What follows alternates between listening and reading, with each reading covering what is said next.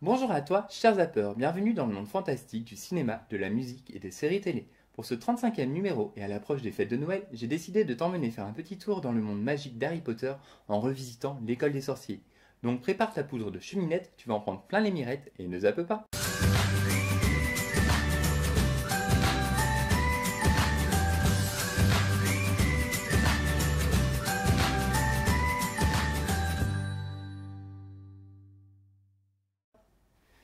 Dun, dun, dun, dun, dun, dun, dun, dun, dun, dun, dun, dun. Qui ne connaît pas cet air? Harry Potter à l'école des sorciers est un film sorti en 2001 qui a été réalisé par Chris Columbus à qui l'on doit les excellents Madame Doubtfire ou encore Maman j'ai raté l'avion. Il s'agit de l'adaptation des romans jeunesse du même nom de J.K. Rowling. Petit tour dans la pancine avant d'aller plus loin. Le roman Harry Potter à l'école des sorciers est sorti en 1997 et aura essuyé 12 refus avant d'être publié par Bloomsbury pour 1500 livres sterling, soit environ 1693 euros. Selon Gallimard, qui édite le roman en France en 2019, le premier volet du jeune sorcier s'est écoulé à 6,4 millions d'exemplaires. Il aura fallu en tout 6 ans à J.K. Rowling pour écrire cet épisode-là. Le roman fut d'abord édité en 500 exemplaires.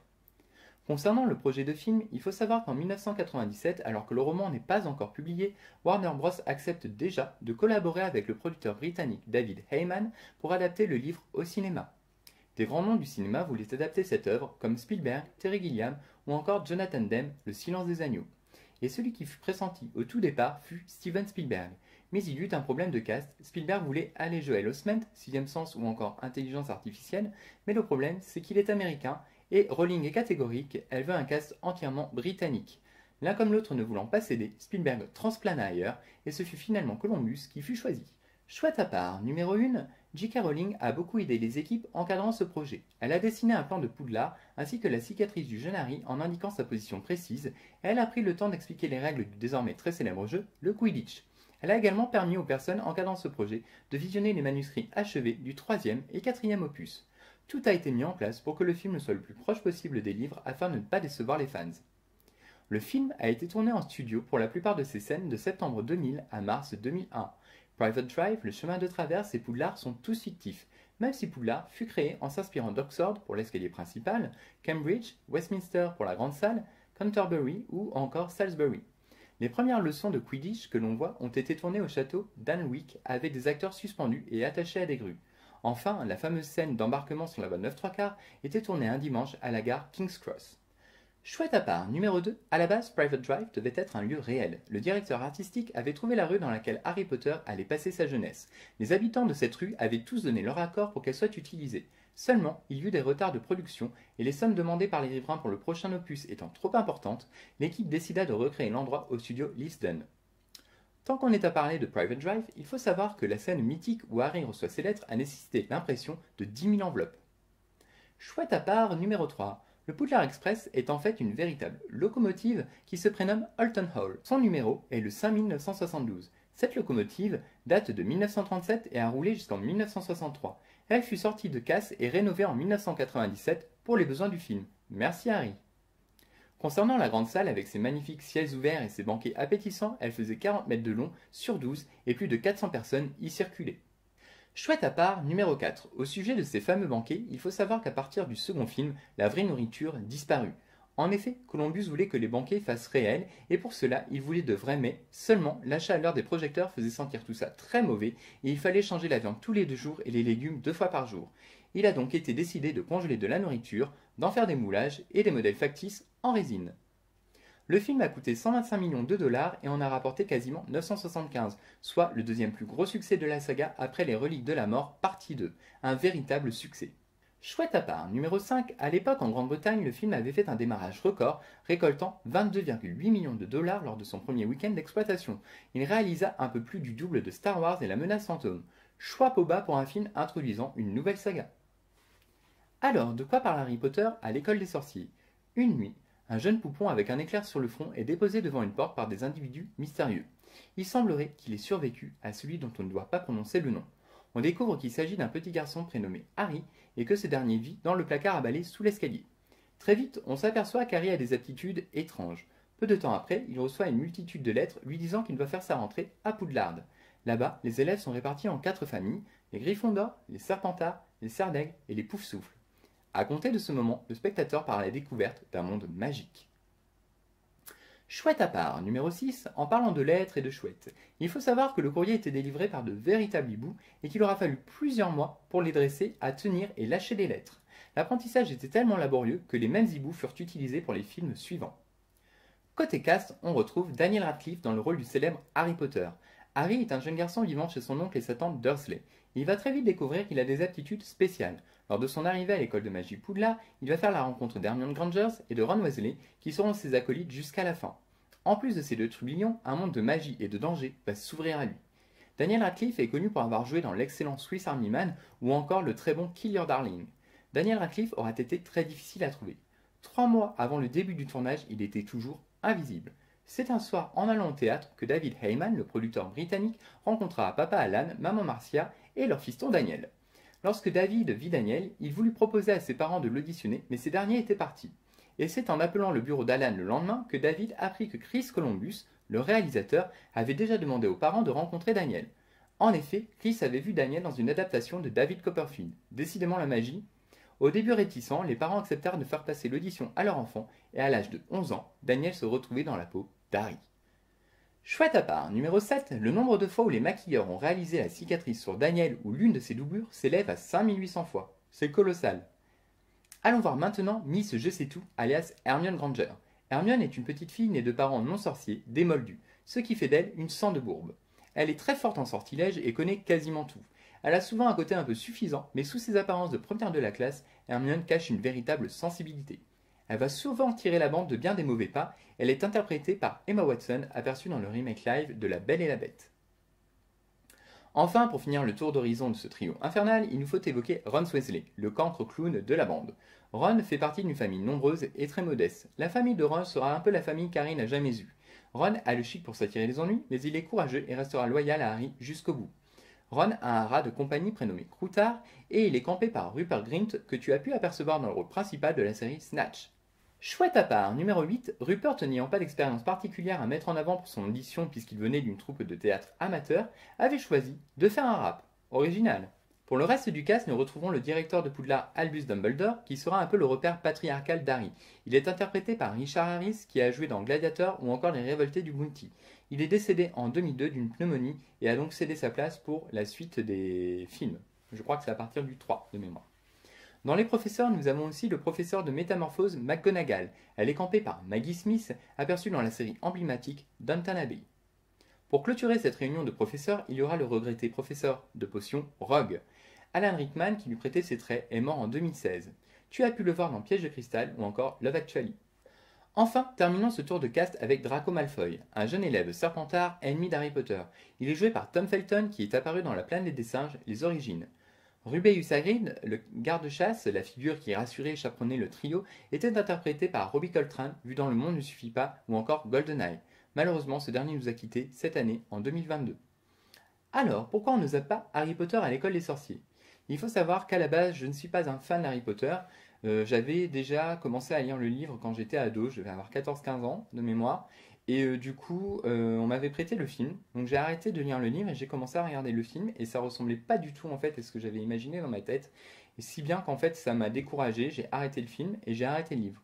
Et je les ai repris que très très très longtemps après. Là encore, à l'heure où je tourne cette vidéo, j'ai toujours pas fini de lire les livres. Je suis au volume 4, La Coupe de Feu, illustrée par Jim Kay. J'ai acheté l'Ordre du Phénix, mais je l'ai pas encore lu non plus. Et au niveau des films, je les ai découverts il y a peut-être 7 ans. Donc j'avais aimé la saga, mais sans plus. J'étais pas un très très grand fan d'Harry Potter. Et puis au fil des visionnages, à force de les revoir, parce que je sais pas, il y a quand même quelque chose qui m'appelle. Ben, j'ai souvent, j'apprécie de plus en plus cette histoire et j'ai fait découvrir à mon ami il y a peu de temps et en fait j'ai beaucoup apprécié. Donc revenons-en à nos moutons. Pourquoi on nous a pas Harry Potter? Premier point, pour son histoire. Harry Potter à l'école des sorciers est le film de la découverte. On en prend plein les yeux, c'est un émerveillement. Que ce soit lorsque l'enfant est déposé devant la porte des Weasley, ou quand on découvre Poudlard avec la grande salle et ses bougies flottantes, ou encore lors de la scène de l'échiquier, l'ambiance est bien présente. On est embarqué et on veut connaître la fin. Il y a dans ce film et cette saga de manière générale tout ce qu'il faut d'humour, de romance, de fantastique et d'horreur. L'histoire est très bien écrite et se suit avec aisance. De plus, la saga s'adresse à tous les types de publics. Bien sûr, à partir du Prisonnier d'Azkaban, le ton devient plus sombre, mais si vous faites découvrir cette saga à vos enfants à raison d'un film par an, ils grandiront avec et marcheront sur les traces de ces personnages iconiques. Donc rien que pour la magie de cette saga, je la conseille fortement. Après, tout n'est pas parfait non plus dans l'écriture de cette saga et dans ce film particulièrement. De manière générale, et cela à chaque visionnage, j'ai souvent trouvé que l'histoire avançait par chance et facilité plutôt que par l'aboutissement d'une quête. À plusieurs reprises, les personnages vont se trouver au bon endroit, au bon moment, et comme par hasard entendre le truc qui fera avancer l'intrigue. Et c'est par moments assez gênant.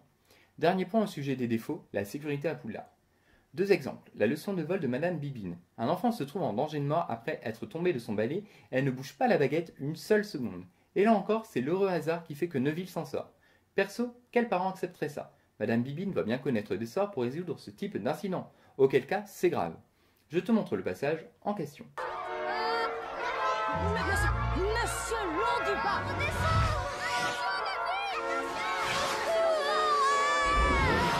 faites-moi le plaisir de redescendre.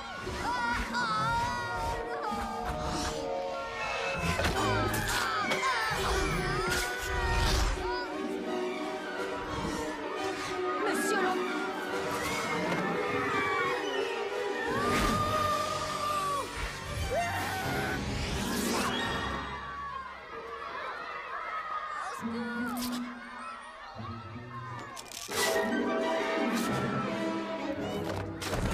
Dernier exemple, lorsque Harry, Draco, Hermione et Ron se retrouvent en punition dans la forêt interdite.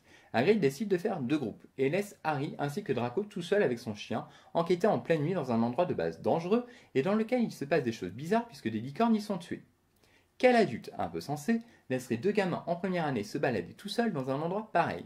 Et là encore, bim, danger, et bim, une intervention divine sortie de nulle part pour sauver la mise. Ça ne change rien au fait que le film soit très sympa, mais des fois on peut s'interroger sur l'intelligence et les capacités des encadrants.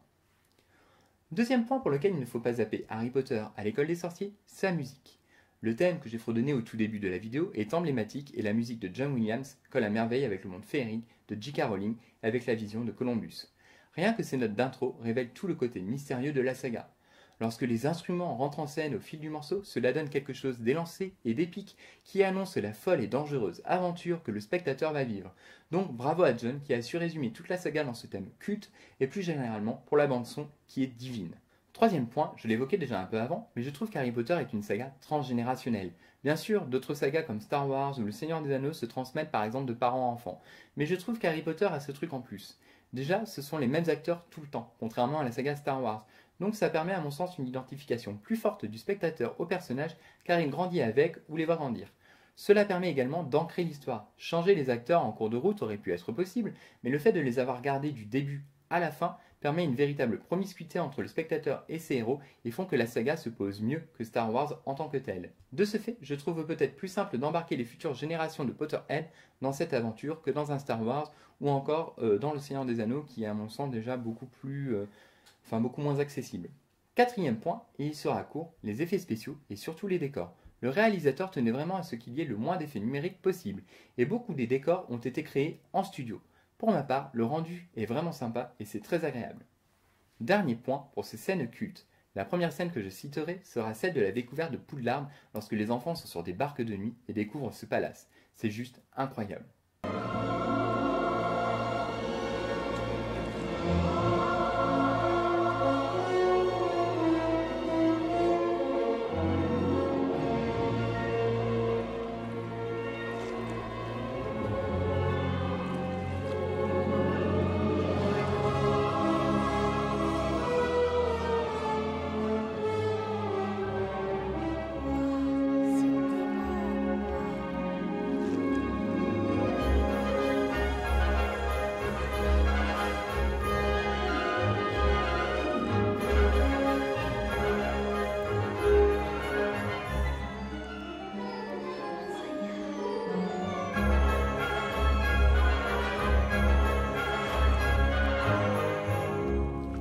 Une autre petite scène culte et réplique culte par la même occasion, celle du cours sur la formule de lévitation avec Hermione et Ron. C'est mémorable et à mourir de rire.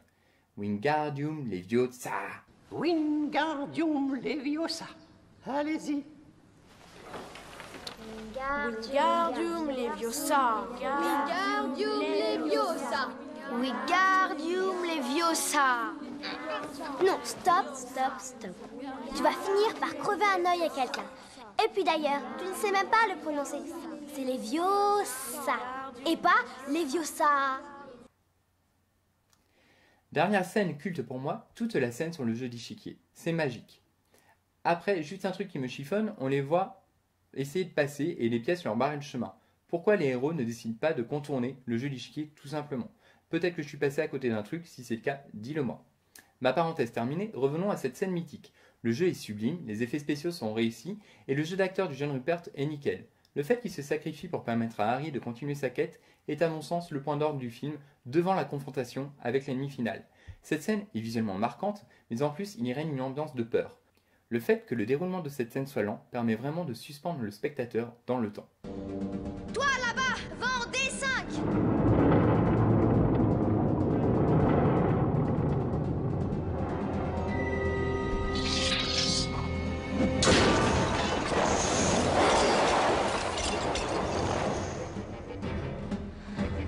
Si, Hermione. Je crois que ça va se passer exactement comme dans la version sorcier. Chouette à part, numéro 9, l'échiquier était gigantesque et les pièces mesuraient environ 4 mètres de haut. Les déplacements des pièces n'a pas été réalisés numériquement, mais artisanalement, puisque les pièces étaient radiocommandées. En revanche, quand les pions sortent leur épée, l'effet fut produit numériquement, bien entendu. Je n'ai pas parlé de la scène du miroir du Rise, mais elle est très touchante, et lorsque l'on connaît le passé de l'auteur, on peut se douter que le fait qu'Harry Potter voit ses parents morts dans ce miroir est un désir enfoui de l'auteur. Ce n'est pas une coïncidence à mon sens, et ça reflète réellement le profond désir de l'auteur de revoir sa maman partie si jeune. Cette scène est à mon sens un exutoire, et donc rend ce passage assez magique et assez touchant. En conclusion, je t'invite fortement à regarder Harry Potter à l'école des sorciers. Ce n'est pas un film parfait, mais il a été fait dans le respect et l'amour de la saga. Ça se voit à l'écran. C'est vraiment un moment magique à partager avec ses proches, petits et grands. C'est une occasion de s'évader dans un monde sublime, donc rien que pour ça, ne le zappe pas. Le numéro de Zap touche à sa fin. S'il t'a plu, n'hésite pas à laisser un pouce en l'air pour soutenir mon travail. Tu peux également commenter et partager. Si tu ne le fais pas, je t'enverrai faire un séjour dans la forêt interdite. On verra si tu reviens vivant. En attendant de te retrouver pour mon top flop série film 2022, je ferai un top et un flop des films que j'ai aimés et des séries que j'ai aimées et de ce que j'ai moins aimé durant l'année 2022. Ça sortira, je pense, début janvier. Je te souhaite en attendant de passer de très belles fêtes de Noël, de prendre soin de toi et je te dis à très bientôt. Bye!